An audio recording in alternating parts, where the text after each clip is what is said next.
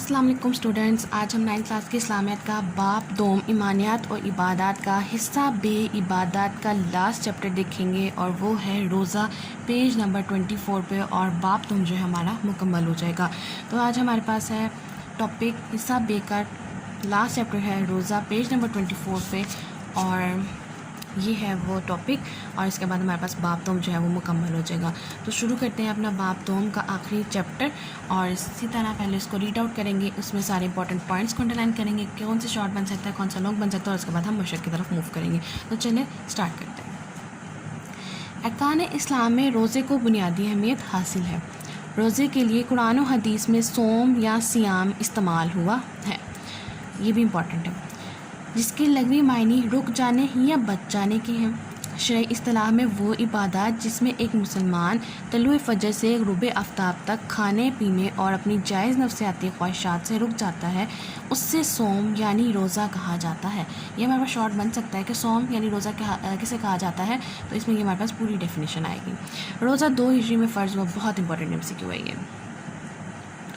अरशाद बारी ताला है सूरह बकरा की आयत नंबर 183, या अय्युहल्लज़ीना आमनू कुतिबा अलैकुमुस्सियामु कमा कुतिबा अलल्लज़ीना मिन क़ब्लिकुम लअल्लकुम तत्तक़ून। तर्जुमा, ए ईमान वालों, तुम पर रोज़ा रखना फ़र्ज़ किया गया जिस तरह तुमसे पहले लोगों पर फ़र्ज़ किया गया था, ताकि तुम नाफरमानी से बच सको। मज़कूरा बाला आयात मुबारका में रोज़े के फ़र्ज़ होने के ज़िक्र के साथ साथ रोज़े की अवलीन मकसद तक़वा और परहेज़गारी का भी ज़िक्र किया गया है। ये हमारे पास MCQ है। सफ़र और मर्ज़ के अलावा रोज़ा हर अक़िल बालिग मुसलमान मर्द और औरत पर फ़र्ज़ है।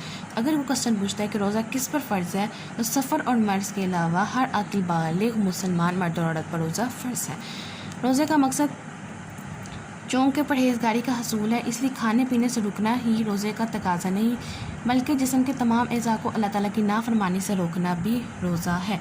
रोज़े का मकसद सिर्फ ये नहीं कि आपने सहरी की और अफ्तारी तक आप लोगों ने सिर्फ चुप करके बैठ जाना, बल्कि उसमें आपने अल्लाह ताला की नाफरमानी से भी बचना है। अपनी आँखों, कानों, ज़ुबान को भी गुनाहों से बचाना है। कोई फ़ाहिश चीज़ नहीं देखनी, कोई फ़ाहिश सुनना नहीं है, झूठ नहीं बोलना, कोई बेहुदा बात नहीं बोलनी, कोई भी ऐसा अमल नहीं करना जो हमारे अल्लाह को और हमारे रसूल को पसंद नहीं हो। और आज के दौर में रोज़े को क्या समझा जाता है कि आपने बस सहरी की, पूरी रात जाग के आप लोगों ने बस TV और फ़ोन यूज़ करके सहरी की, सहरी के बाद आपने बस नमाज़ अदा की और बस फिर हम सो गए इफ्तारी तक। तो ये रोज़ा नहीं होता।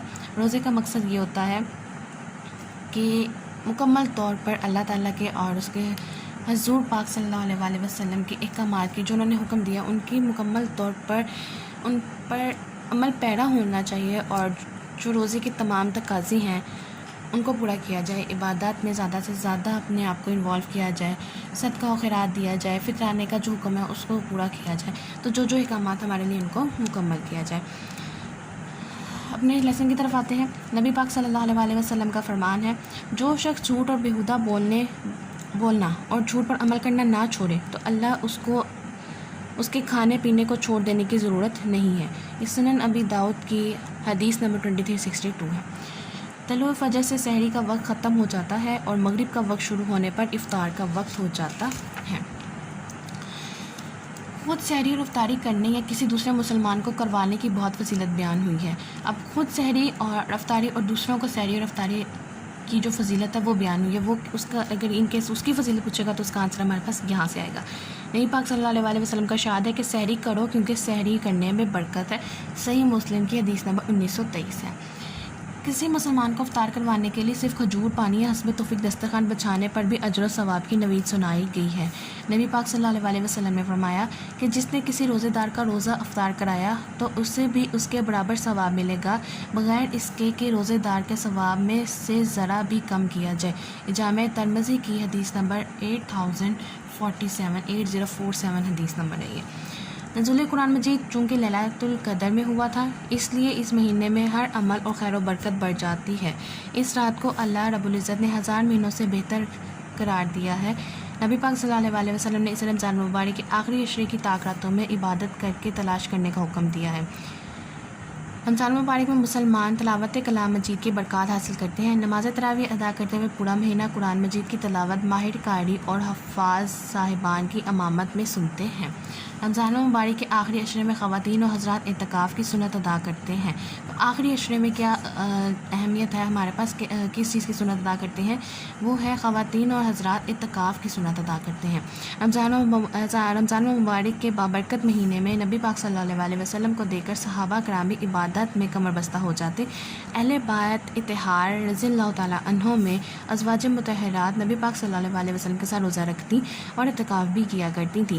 حضرت ابو ہریرہ رضی اللہ تعالیٰ عنہ روایت کرتے ہیں کہ نبی پاک صلی اللہ علیہ وسلم ہر سال رمضان میں 10 دنوں کا اعتکاف فرماتے تھے۔ کتنے دنوں کا اعتکاف فرماتے تھے؟ 10 دنوں کا اعتکاف فرماتے تھے۔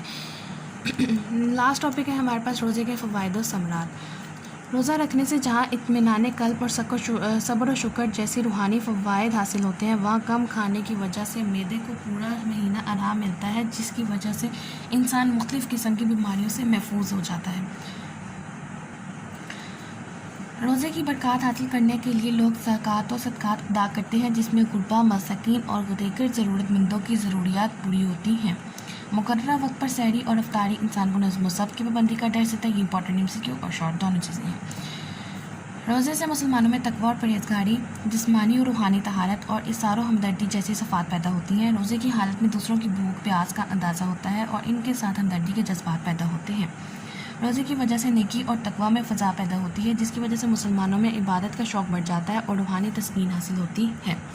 اب اس چیپٹر کو کنکلوڈ کیسے کر رہا ہے کہ ہمیں چاہیے کہ ہم رمضان مبارک میں کثرت سے صدقات و خیرات کا اہتمام کریں، تاکہ معاشرے کے نادار اور غریب افراد کی مدد ہو سکے اور وہ بھی عید الفطر کی خوشیوں میں شریک ہو سکے۔ اور اسی وجہ سے جو ہے ہمیں عید الفطر کی نماز سے پہلے فطرانہ ادا کرنے کا بھی حکم ہے، تاکہ معاشرے کے جو نادر اور غریب لوگ ہیں وہ بھی عید الفطر کی خوشیاں جو ہیں وہ منا سکیں۔ رمضان مبارک میں کثرت سے عبادت کرنی چاہیے، تاکہ ہم اللہ تعالیٰ کو راضی کر کے اپنی بخشش کروا سکیں اور دنیا اور آخرت میں کامیابی حاصل کر سکیں۔ ہمیں رمضان مبارک کے معاملات کو سال بھر جاری رکھنا چاہیے، یعنی کہ صرف روزوں میں ہی نہیں محنت کرنی چاہیے اور روزوں میں ہی نہیں جھوٹ سے اور گناہوں سے بچنا چاہیے، بلکہ پورا سال جو ہے روزے کی معمولات کو ہمیں جاری رکھنا چاہیے۔ یہ تھا ہمارے پاس سبق، اور اس میں کچھ امپورٹنٹ چیزیں تھیں اور کچھ امپورٹنٹ MCQs دیکھے ہم لوگوں نے، اور مجھے امید ہے آپ لوگوں کو ضرور سمجھ آ گیا ہوگا۔ ان کیس کوئی کوشچن ہے تو آپ مجھ سے ضرور پوچھ سکتے ہیں۔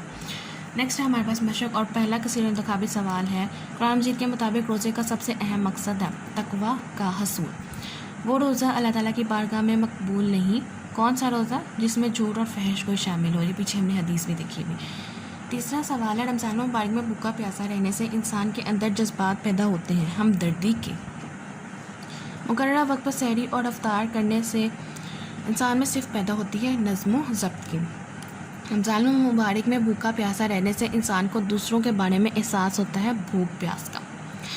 آگے ہمارے پاس مختصر سوالات ہیں، اور پہلا سوال ہے، صوم کا معنی اور مفہوم تحریر کریں۔ صوم کا معنی اور مفہوم کیا آئے گا؟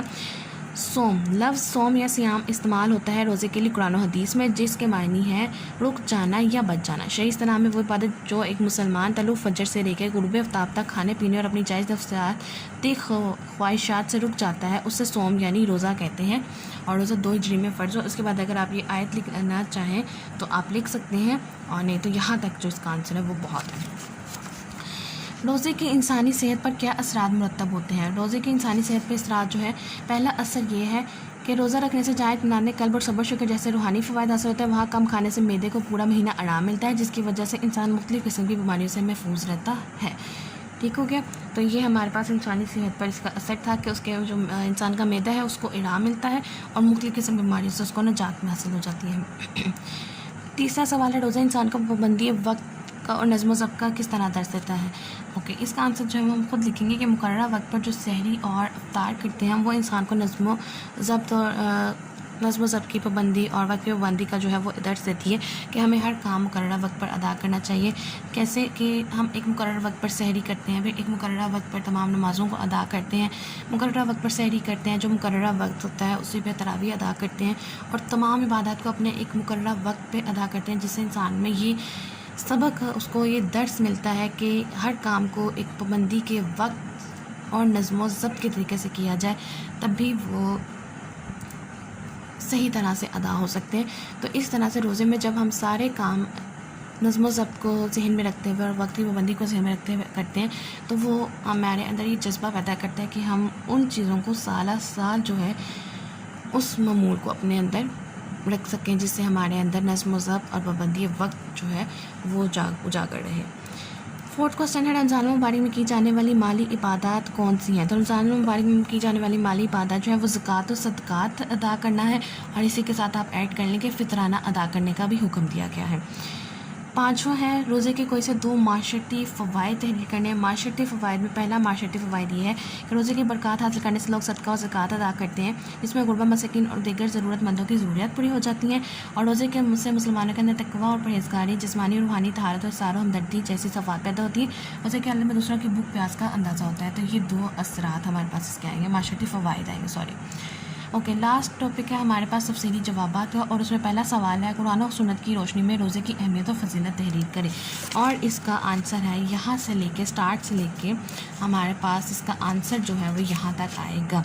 ये हमारे पास पूरा एक लॉन्ग क्वेश्चन है। लॉन्ग 1 का आंसर है यहाँ से लेके यहाँ तक, इसमें हमारे पास पूरा आएगा, जिसमें हम कुरान और सुन्नत की रोशनी में अहमियत और उसकी फजीलत तहरीर करेंगे। उसी तरह पहले तारुफ देंगे, रोज़े के लगवी मायने लिखेंगे, शरई इस्तिलाह में उसका मायने लिखेंगे, फिर कुरानी आयत में उसकी अहमियत क्या बताई गई है उस पर बारे में हम एक्सप्लेन करेंगे। फिर जो है आगे से यहाँ से हमारे पास सारी हदीस की रोशनी में यानी सुन्नत की रोशनी में जो है रोज़े की फजीलत स्टार्ट हो जाती है। यहाँ पर हम हेडिंग भी दे सकते हैं, और यहाँ से लेकर फिर हम यहाँ तक उसके सुन्नत की रोशनी में सारा एक्सप्लेन कर देंगे, क्योंकि हदीसें हैं और हदीस की रोशनी में या सुन्नत की रोशनी में आपको भी हेडिंग बना के उसको कंप्लीट कर सकते हैं। और लास्ट क्वेश्चन है हमारे पास, रोज़े के फ़वाइद और समरात बयान करने हैं, और उसका आंसर हमारे सामने है। ये हेडिंग दी गई है रोज़े के फ़वाइद और समरात, और ये हम लोगों ने 5 उसमें फ़वाइद और समरात उसमें लिखने हैं।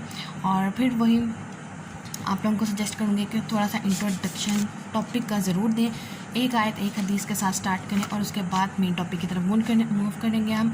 और तारुफ और हासिल कलाम अपने हर लॉन्ग क्वेश्चन में का एक कंपल्सरी पार्ट बना लें। और जब आप तारुफ और हासिल कलाम ये 2 चीज़ें आप लिखते हैं तो आपके क्वेश्चन पे ये बहुत अच्छा इंप्रेशन देता है, और एग्जामिनर को मजबूर करता है कि वो आपको जो है मार्क्स दें। और इसके साथ साथ सिर्फ ये नहीं कि आप लोगों ने लिखा हो, इसके साथ साथ आपकी राइटिंग, आपकी पेपर प्रेजेंटेशन भी बहुत ज़्यादा डिपेंड करती है। तो जितना अच्छी राइटिंग होगी और जितनी अच्छी पेपर प्रेजेंटेशन होगी, उतनी ज़्यादा आपके पास चांसेस होंगे कि आप अपने जो मार्क्स हैं वो गेन कर सकते हैं। और उम्मीद है कि आज हमारा जो बाब दोम है वो मुकम्मल हुआ है, और मुझे पूरी उम्मीद है कि आपको ये समझ आई होगी। इन केस कोई ऐसी चीज़ जो मुझसे रह गई हो, जो मैंने ना बताई हो, और या आपको कोई ऐसी चीज़ें समझ ना आ रही हो, तो आप मुझसे पूछ सकते हैं। मैं मुकम्मल कोशिश करूँगी कि आप लोगों को जहाँ तक हो सके आपको बता सकूँ और आप लोगों की हेल्प कर सकूँ। और लास्ट पे सिर्फ आप सबसे एक रिक्वेस्ट है कि चैनल को सब्सक्राइब कर दें और थोड़ा सा सपोर्ट करें, वीडियो को लाइक करें और अपने फ्रेंड्स के साथ ज़रूर शेयर कीजिए। Thank you.